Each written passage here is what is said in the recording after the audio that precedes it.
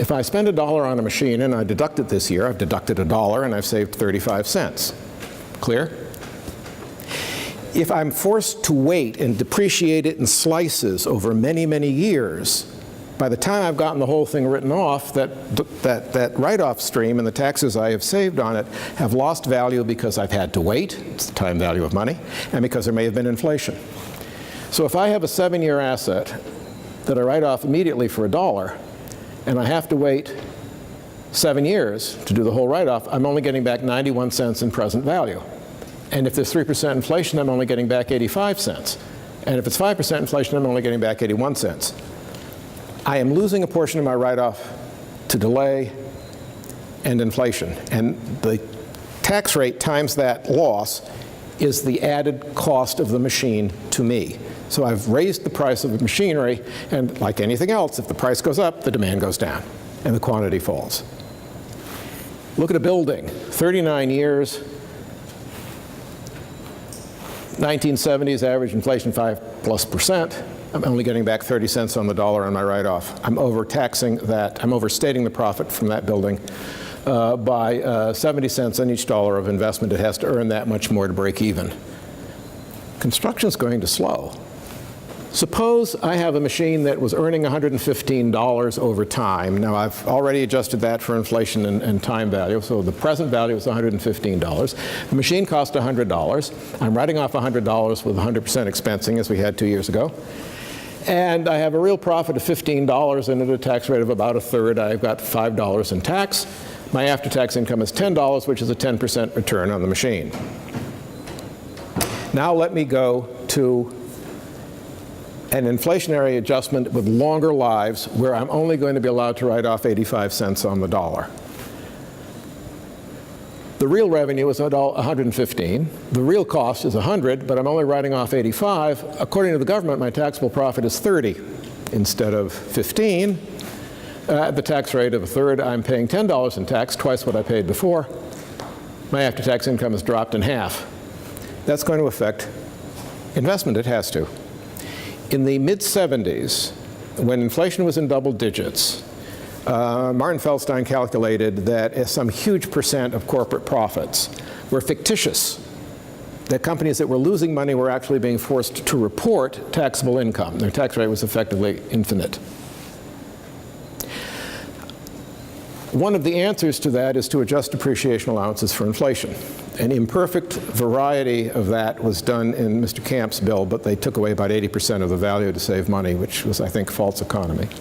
But in any event, if you had adjusted for inflation, that wouldn't have happened.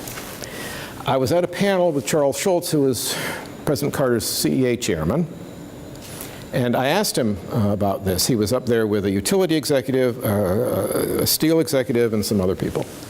I said, well, what about Professor Feldstein's calculation, and would it be good to adjust investment for inflation? Remember, we had double-digit inflation at the time. He said, you know, that is theoretically correct. He said, I understand where you're coming from, but we're having so much trouble getting the Congress to cut spending that we would be worried about the budget deficit. We wouldn't endorse that now.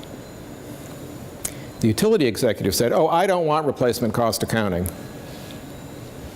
And the head of the steel industry said, why not?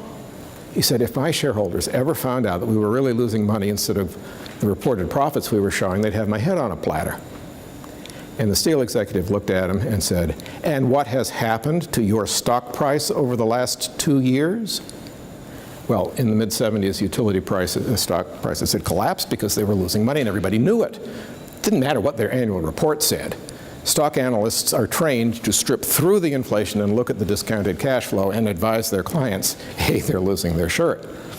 And that's what the market showed. Well, the utility executive turned beet red, and the whole room cracked up. It was the biggest laugh of the morning. Now, that was the business side. What about the income tax? Very quickly, the difference between average and marginal tax rates. I'm pretty sure you already know all of that. The average tax rate is your tax bill divided by your income. Your marginal tax rate is the tax you have to pay on your last dollar. These are the rates in the brackets, the statutory rates. And even those aren't always telling the truth, but we'll get into that next week. Suppose I have a very simple system. I've got a $10,000 standard deduction or exempt amount. I've got the next $20,000 are taxed at 20%, and anything over that is taxed at 40. Okay? Taxpayer A is earning $20,000. $10,000 is exempt. $10,000 falls between 10 and 30, and that's a 20% rate, so his tax is $2,000, and he has nothing that goes over the top of that bracket. So his tax is $2,000 on an income of $20,000, which is a 10% average rate. But if he earns $1 extra, he's going to be paying 20 cents of tax. So his marginal rate is 20%, his average rate is 10. All clear? Let's suppose I have someone with 2.5 times the income, $50,000. He has $10,000 exempt.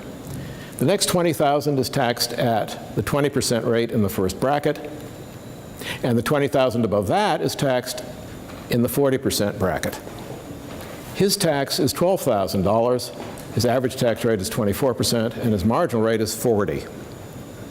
If he earns an extra dollar of income, he has to pay 40 cents and only keeps 60 cents left.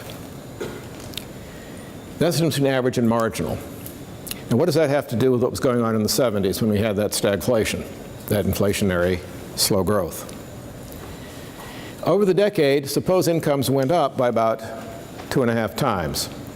So the $20,000 individual became the $50,000 individual, but only had the same purchasing power. His tax would have gone up 6 times from 2000 to 12, his average tax rate from 10 to 24, and his marginal tax rate from 20 to 40. He now has only a 60-cent incentive to work the extra hour instead of a 80-cent incentive to work the extra hour. We had strikes in the 1970s, and one of the biggest items that people were really angry about was the requirement to take mandatory overtime. It was going to be taxed at your highest bracket that you were in, and you were going to have a big chunk taken away, and you didn't want to give up the leisure for it.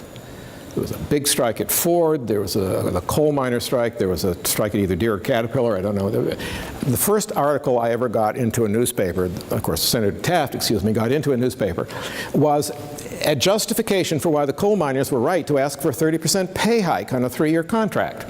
Because after inflation at 10% a year, and the rising tax burden that they were going to face as a result of being pushed up 2 or 3 tax brackets, they were actually coming out behind. Which brings me to the final point.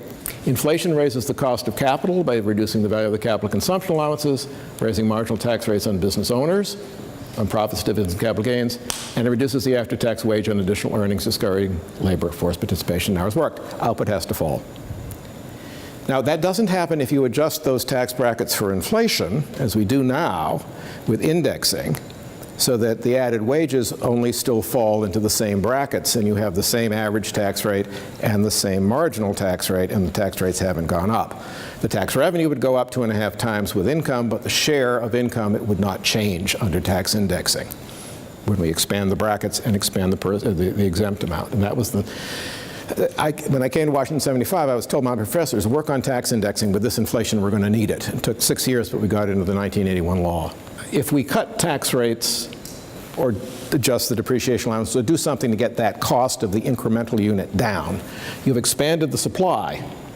If you expand the supply and output goes up, according to the Phillips curve, inflation would get worse. But if you've lowered the cost of everything, how can it? If you have a bumper crop of apples, what happens to the price of apples? Expansions due to expansions of capacity are disinflationary. If the Federal Reserve looks at the added output and says, well, we could print some more money to keep the prices from falling, then we get something that looks more like that. But you don't have to worry about runaway inflation just because the economy is growing and people are working harder and producing more. That's not inflationary. And as Volcker was trying to say to that student, there's no relationship between inflation and unemployment. And there's no relationship between inflation and growth. Growth does not have to be inflationary.